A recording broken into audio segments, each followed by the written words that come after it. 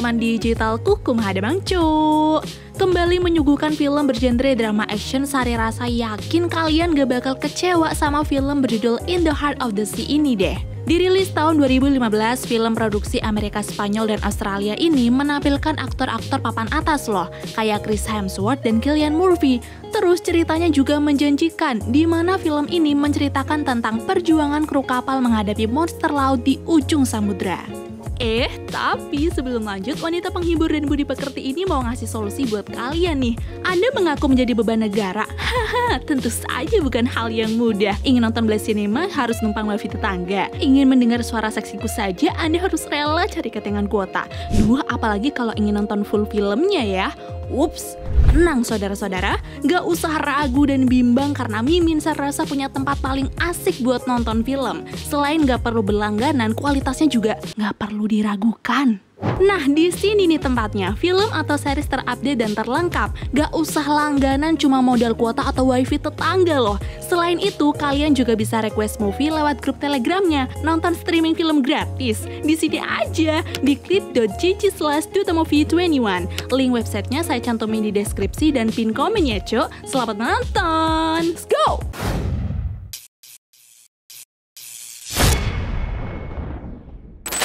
Dulu pada tahun 1850 di negara bagian Amerika Serikat, penulis bernama Herman Melville mengunjungi pemilik penginapan Tom Nickerson untuk mencari tahu cerita asli dari tragedi tenggelamnya kapal Paus Essex karena Tom adalah orang terakhir yang selamat dari tragedi tersebut. Di sini Melville menawarkan uang imbalan yang cukup banyak untuk cerita itu, tapi Tom menolak karena pemerintah sudah menetapkan kalau kapal tersebut hanya tenggelam dan itu bukan sesuatu yang perlu diungkap lagi. Namun karena hanya Tom satu-satunya awak kapal yang masih hidup, Melville pun mencoba membujuk, tapi karena Tom tetap menolak, akhirnya Melville menyerah dan akan pergi dari sana. You're the last survivor of the Essex, sir.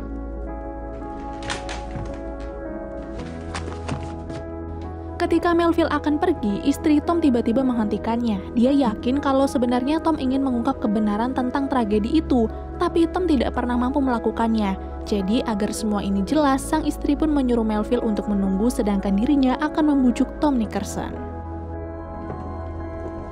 Love, you will talk with this man as much as is necessary. I believe it would do you good to talk to the man. Berhasil membujuk sang suami dengan alasan butuh uang imbalan dari Melville untuk keperluan sehari-hari, si istri langsung menyuruh Melville untuk masuk sementara dirinya akan mengambilkan minuman. Di dalam sana, sebelum menceritakan kisah asli dari tragedi itu, Tom memperingatkan Melville kalau mungkin dirinya tidak akan percaya, tapi ingat apa yang keluar dari mulutnya adalah sebuah kebenaran, dan cerita tenggelamnya kapal Essex pun dimulai. Read Hawthorne, Mr. Melville? And his first mate. Go and chase. Dari pengakuan Tom, semua itu bermula pada tahun 1820 di mana orang-orang belum menemukan minyak di bawah tanah dan hanya menggunakan minyak dari tubuh ikan paus. Kemudian, seorang pemburu paus veteran bernama Owen mendapatkan kabar bahwa kapal Essex akan kembali beroperasi. Dan tentu saja hal itu membuat Owen dengan sang istri menjadi senang karena sesuai janji jika Owen mau berpartisipasi dalam pemburuan kali ini, dia akan mendapatkan jabatan baru sebagai seorang kapten serta mendapatkan tempat tinggal baru yang jauh lebih baik dari sebelumnya.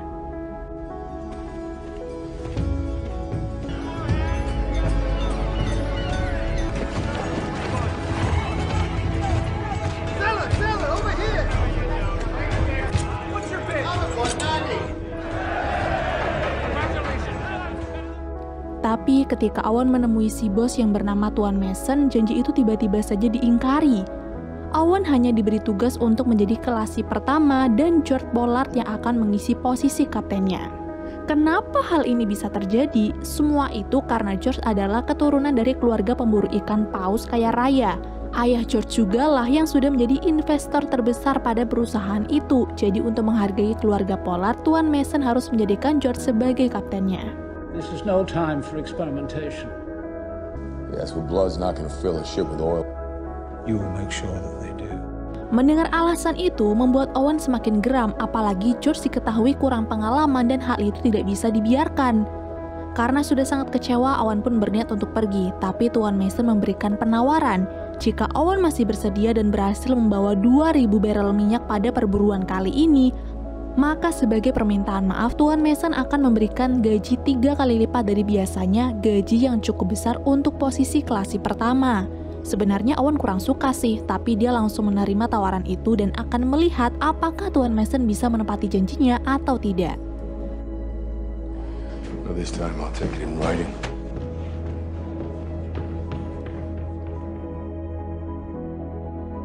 Setelah menerima tawaran tersebut, Owen langsung pulang ke rumah untuk mempersiapkan semua kebutuhannya. Tapi karena masih merasa kesal, Owen pun tidak henti-hentinya meluapkan amarah. Cuman karena Owen ingin tetap melanjutkan perburuan ini, dia mencoba meyakinkan sang istri kalau semua pasti baik-baik saja dan dirinya akan segera kembali ke rumah.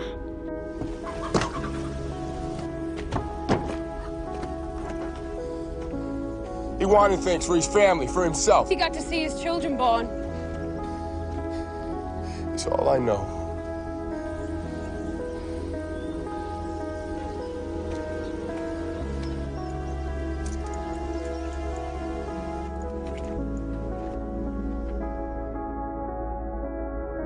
Singkatnya, semua orang termasuk istri Owen pergi ke dermaga untuk melepas para awak kapal. Mereka tidak henti-hentinya memberikan untayan doa agar dalam perjalanan yang akan memakan waktu 2 tahun ini, mereka tetap baik-baik saja. Safely and with a full ship. Ensure them a prosperous. Di dalam sana, para awak kapal mulai mengambil posisi masing-masing untuk memulai pelayaran, termasuk Tom Nickerson yang waktu itu dirinya masih berusia 14 tahun. Karena yatim piatu dan membutuhkan pekerjaan, dirinya pun mendaftar sebagai anak kabin kapal tersebut. Ketika semua orang sedang sibuk, Tom sempat teralihkan nih dengan kalung yang dipakai para atasan. Ketika bertanya dengan yang lain, ternyata kalung itu bisa didapatkan jika kita mampu menombak ikan paus sampai berhasil menangkapnya.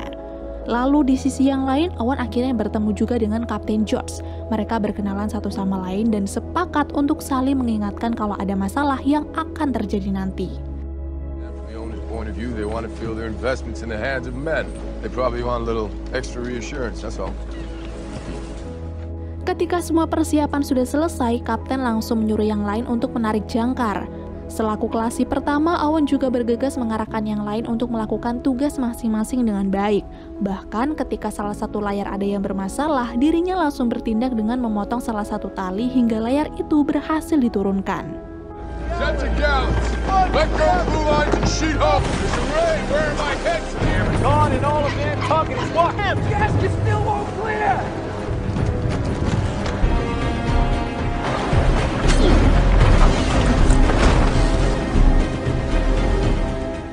Tapi ternyata hal itu cukup membuat Kapten iri. Kalah pengalaman dengan Owen membuat harga dirinya sebagai kapten sedikit tercoreng. Makanya saat makan malam tiba, Kapten langsung menunjukkan rasa irinya itu dengan sengaja menyinggung tentang masa lalu Owen.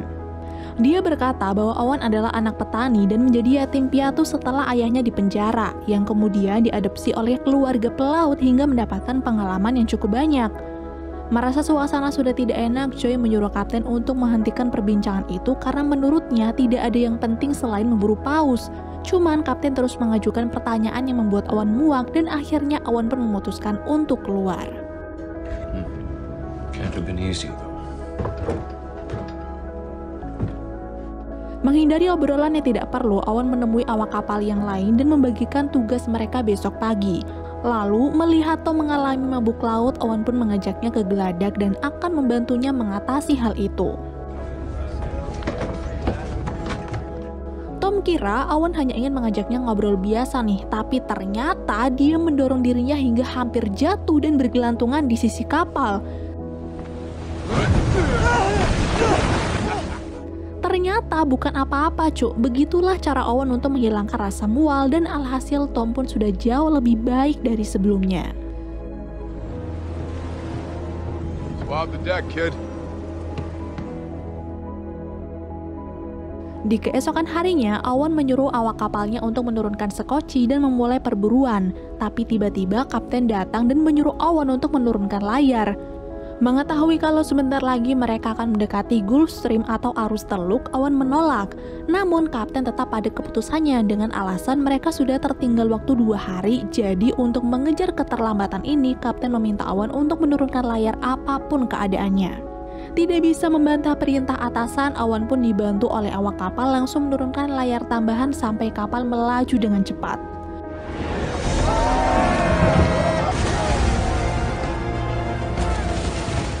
Namun tidak lama kemudian kekhawatiran Owen pun terjadi, di mana ada sebuah badai dengan kekuatan cukup dahsyat siap menyambut mereka di depan sana.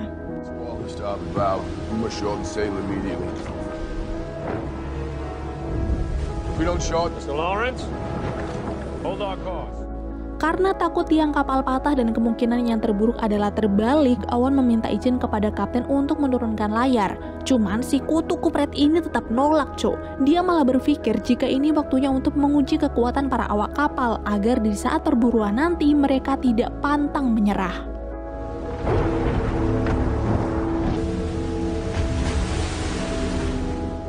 Ketika kapal memasuki badai, gelombang air laut langsung menjadikan kapal terombang-ambing dan membuat semua awak kapal kesulitan untuk mengendalikannya.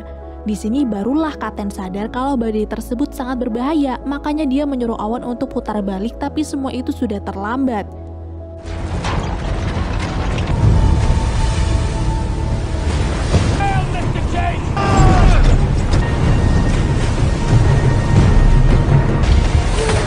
Tidak ingin kapal terbalik begitu saja dan menenggelamkan mereka semua, Owen pun dengan cepat menyuruh Joy untuk memotong beberapa tali agar kapal kembali seimbang. Dan ternyata usaha itu membuahkan hasil. Tepat ketika kapal sudah aman terkendali, mereka pun keluar dari kepungan badai tersebut.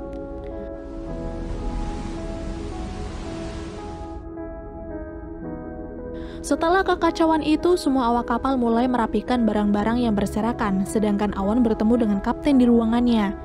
Dengan seenak jidat, kapten kutu kupret ini menyuruh Owen untuk memberitahu yang lain kalau besok mereka akan kembali ke kota dan memperbaiki kapal. Owen juga disuruh untuk mengaku kalau kejadian ini adalah kesalahan dirinya, yang padahal sang kapten lah yang sudah membuat keputusan yang salah. Lalu yang lebih parahnya lagi, Owen diminta untuk mengundurkan diri ketika mereka sampai di kota nanti. Tentu saja hal ini membuat Owen kesal karena sudah jelas semua ini bukan salahnya. Tapi di sini kapten tidak mau disalahkan, dia bahkan memarahi Owen sambil menyinggung latar belakang Owen yang notabene hanyalah anak petani. Rasanya tuh ingin sekali marah, tapi Owen memilih untuk tenang sambil berkata kalau pulang tanpa membawa apa-apa adalah kesalahan yang besar. Dia berpikir yang terpenting di sini bukan siapa kita, tapi sebuah kerjasama yang bisa membuat mereka mendapatkan minyak lalu pulang secepat mungkin. Mendengar perkataan Owen, akhirnya kapten pun luluh dan di waktu yang sama tepat di 3 bulan perjalanan mereka berhasil melihat sekumpulan paus sperma ada di depan mata. But an ill-married couple can all out all you have in the world here tonight, giving it to a stranger? She continued out to sea.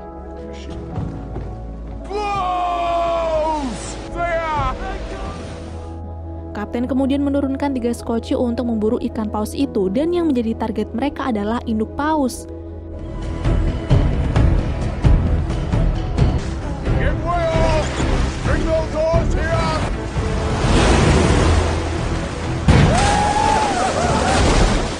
Setelah target didapatkan nih, Owen langsung melemparkan tombaknya dan membuat paus itu berenang cepat menarik skoci mereka.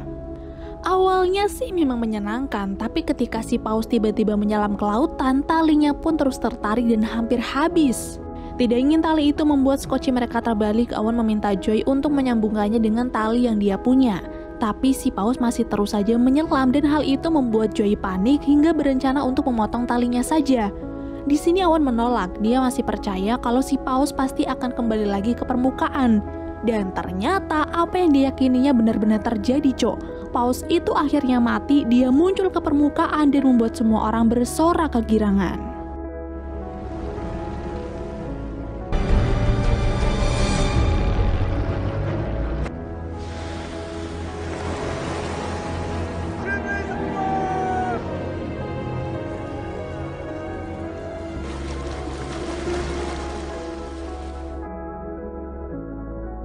Di malam harinya, semua awak kapal langsung mengolah buruan mereka, dari dagingnya, tulang-tulangnya, dan yang terpenting minyak di kepala paus yang selama ini mereka cari.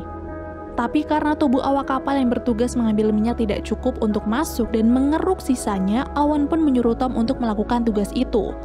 We're too big to wriggle down there. Come here, boy. Come on, Thomas. Tentu saja Tom mual saat masuk ke kepala paus yang menjijikan itu, tapi dia tetap melakukan tugasnya sampai minyak itu terkuras habis.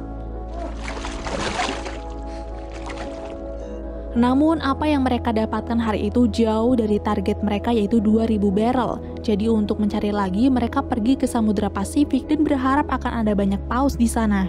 Tapi nyatanya setelah hampir 1 tahun berlayar, ternyata keberadaan paus sudah sangat langka. Dan hal itu membuat watak kapten serta Owen menjadi semakin keras, apalagi ketika penyimpanan mereka sudah hampir habis. Alhasil, karena tidak ingin mati di tengah lautan, mereka pun memutuskan untuk berlabuh di Ekuador, menukar sebagian minyak paus yang mereka dapat untuk ditukar dengan bahan makanan. Di tempat itu, Kapten bertemu dengan Kapten Palaes dari kapal lain yang katanya tidak bisa melanjutkan perjalanan karena suatu hal. Di sana Palaes menjelaskan kalau dirinya dan rombongan baru saja mengunjungi wilayah terjauh selama berburu, dan tempat itu ada di 4.800 km sepanjang Khatulistiwa. Wilayah itu jarang bahkan tidak pernah dikunjungi oleh pelaut lain, tapi jika pergi ke tempat tersebut, maka kita akan melihat ratusan paus berenang sejauh mata memandang, dan mungkin minyak yang mereka dapatkan bisa mencapai 3.000 barrel dalam sekali berburu. Tentu saja hal itu sangat menarik, tapi tidak bisa didapatkan begitu saja karena ada monster paus putih sepanjang 30 meter yang siap menghancurkan kapal hanya menggunakan ekornya. Dan itulah yang dirasakan oleh Palaes bersama rombongan. Banyak dari mereka tewas dan sebagiannya lagi selamat tapi masih merasa trauma.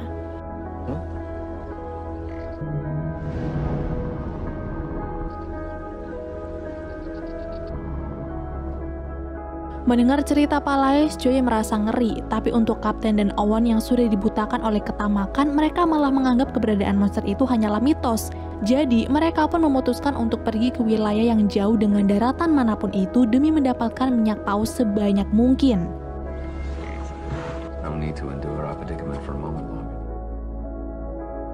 Mengikuti arah angin timur, perjalanan pun kembali dilanjutkan. Setelah berbulan-bulan berlayar, sampailah mereka di offshore grounds. Dan sesuai perkataan Palaes, sejauh mata memandang ratusan paus berenang di bawah kapal mereka. Melihat harta berharga ada di depan mata, kapten dan beberapa awak kapal langsung menurunkan skoci dan memulai perburuan. Tapi ketika Owen akan melakukan aksinya, tiba-tiba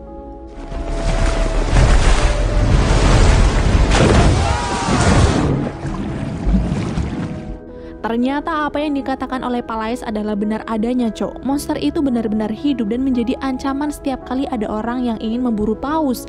Tapi hal itu belum membuat Owen menyerah. Dia malah kembali membawa skocinya ke kapal untuk diperbaiki sampai tiba-tiba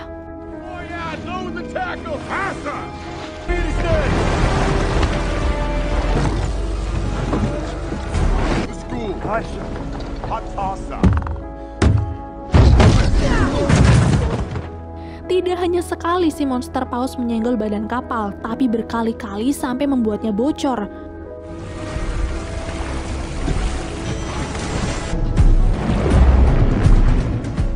Melihat kemarahan dari si paus karena wilayahnya diganggu tidak membuat Owen mundur. Justru dia mengambil tombaknya yang paling besar untuk menaklukkan paus itu dan tidak pernah menyangka kalau hal ini yang akan terjadi.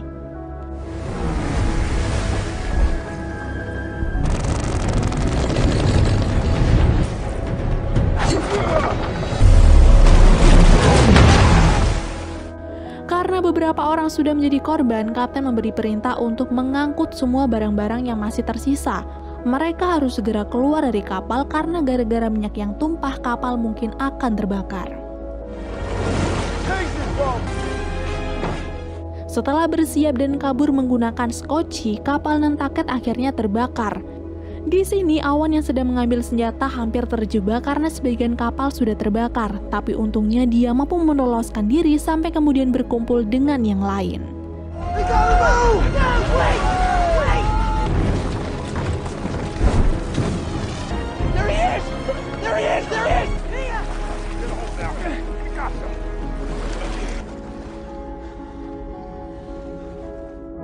Karena kini mereka sudah terombang-ambing di 5.000 km dari barat Amerika Selatan, para awak kapal mulai resah apalagi persediaan makanan mereka sangatlah sedikit. Hal itu kemudian membuat Coffin, sepupu dari kapten yang sempat menolak perjalanan ini, marah kepada Owen karena dia pikir semua ini adalah keputusan darinya. Tapi untung saja nih, kapten mampu menenangkan Coffin. Dia mengambil senjata dari tangan Coffin dan membuat situasi menjadi lebih tenang. Mr. Coffin, put the pistol down. Pistol down, that's an order! Do what Captain says, Coffin!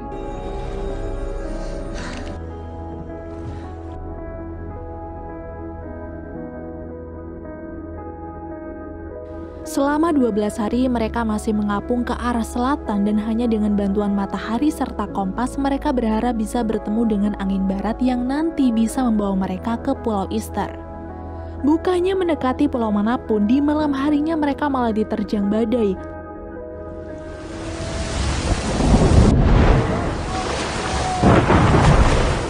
Sekoci terhempas ke sana kemari lalu membuat Joy terluka karena terhantam bagian sekoci.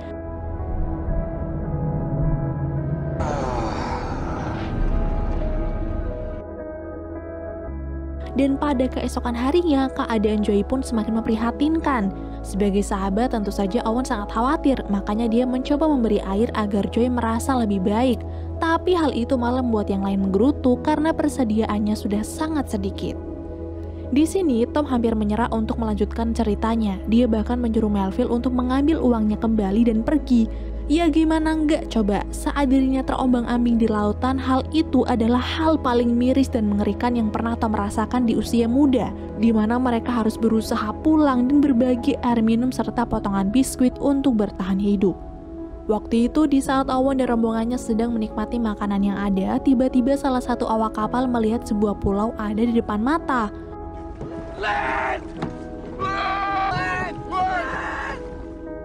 Perasaan senang dan lega itu pun seakan-akan membuat mereka melupakan rasa letih yang ada. Tapi ketika rombongan akan menuju ke pulau itu, tiba-tiba Owen berteriak kalau si monster paus masih mengikuti mereka.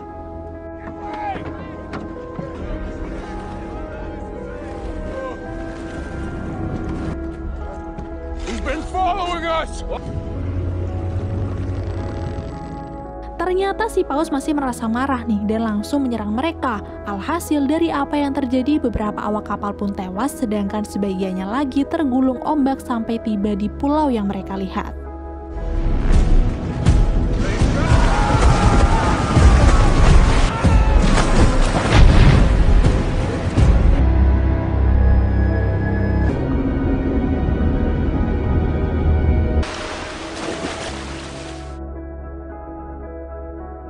Karena sudah sangat kelaparan, mereka yang terdampar pun berusaha mencari apapun yang bisa dimakan.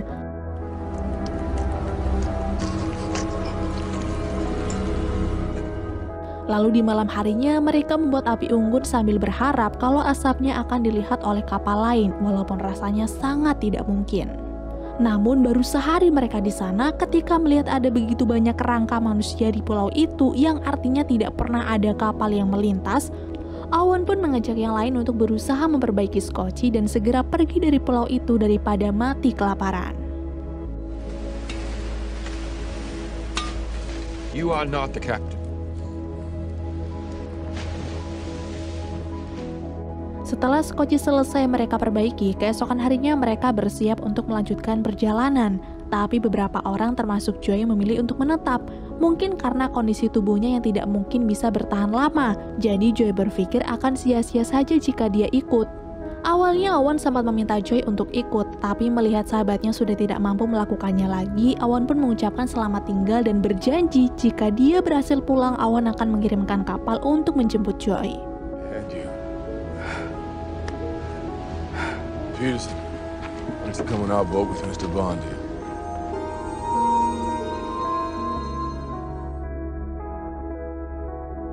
Singkatnya, 48 hari mengapung di lautan, sekoci mereka terpisah. Selain itu, salah satu rombongan Owen ternyata sudah terbujur kaku karena kelaparan. Yang lain kemudian berniat membuang jasadnya ke lautan, tapi Owen melarang sambil berkata, A right-minded sailor discards what might yet save him. Mendengar itu, yang lain langsung paham, Cok. Tom juga terkejut dan tidak percaya karena ini pertama kalinya dia akan melakukan kanibalisme. Sampai di sini, Tom lagi-lagi hampir menyudahi ceritanya karena teringat betapa kejamnya dia dulu. Mengambil organ rekan kerjanya sendiri, memakannya lalu membuang jasadnya begitu saja di lautan. Tom kira jika hal ini ia beritahukan kepada sang istri, dia pasti tidak akan pernah dicintai. Tapi ternyata sang istri membantah dia akan tetap mencintai Tom walaupun dirinya mengetahui hal ini dari awal. Di hari ke-71, hal yang lebih parah juga terjadi di Scotchy Captain. Mereka yang tinggal 4 orang menggunakan lotre untuk melihat siapa yang akan dikorbankan. Dan ternyata yang terpilih adalah Kapten. Farewell. Kapten pun kemudian menyuruh Coffin untuk menembak kepalanya. Coffin menolak dan meminta pengundian ulang. Cuman karena Kapten menolak, Coffin pun berdiri lalu tidak disangka-sangka memilih mengorbankan dirinya sendiri untuk melindungi Kapten.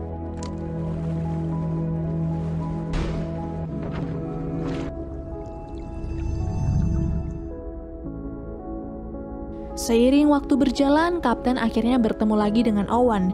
Di waktu yang sama juga, monster paus itu datang lagi untuk menyerang mereka. Tidak ingin diserang lagi, Kapten menyuruh Owen untuk membunuh paus itu. Tapi ketika Owen menatap mata si paus, rasa kesal itu tiba-tiba hilang dan dirinya memutuskan untuk tidak melakukan apapun.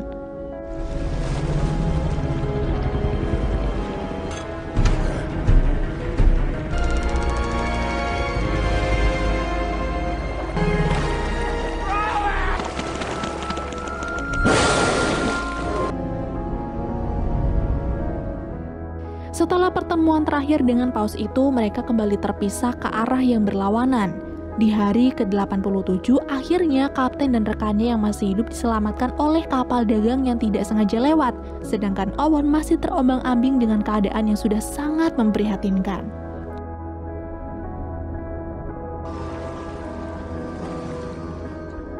Bak mayat hidup, Owen memilih untuk memasrahkan dirinya kepada Tuhan. Tapi ketika dia ingin menyerah, Tom melihat burung terbang di atas kepala mereka yang menandakan kalau mereka sudah dekat dengan daratan.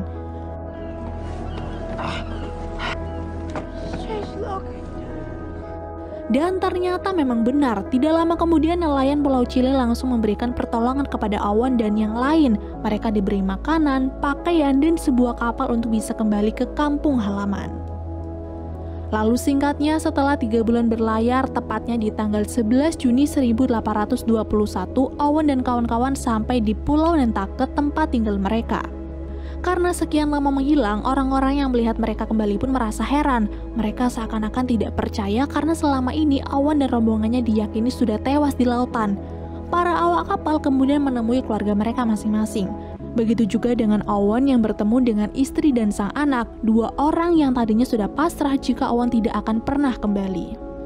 Namun Cok, masalah tidak berhenti di sini. Ketika Owen dan Kapten datang ke kantor, Owen diminta untuk menutupi semua peristiwa yang sudah terjadi. Dia disuruh untuk berbohong dengan berkata kapal hanya karam agar perusahaan bisa mendapatkan asuransi. Mendengar itu, Owen pun langsung menolak. Dia tidak ingin menutupi kebenaran hanya untuk keuntungan. Owen juga berharap Kapten akan melakukan hal yang sama. Jangan sampai dia berbohong, apalagi Kapten merasakan sendiri bagaimana mengerikannya peristiwa itu. To be pragmatic. The Essex was stowed by a white whale. Might line your pockets and sleep well.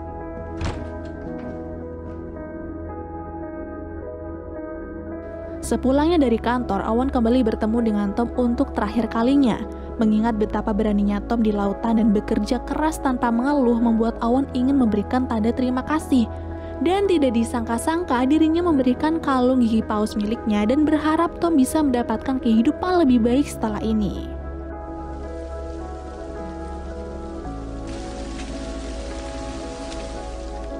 Seusai penyelidikan, Kapten memutuskan untuk kembali berlayar dan mencari si monster paus. Tapi ternyata dia gagal menemukan paus itu dan malah membuat kapalnya karam untuk kedua kali. Mengalami hal mengerikan yang sama seperti dulu sampai akhirnya Kapten memilih untuk pensiun.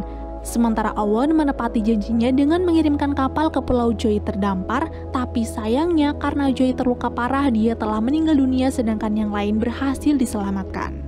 Setelah kejadian itu, Owen beserta keluarganya pindah ke Bedford. Mereka memulai kehidupan yang baru di sana dan bekerja sebagai pedagang.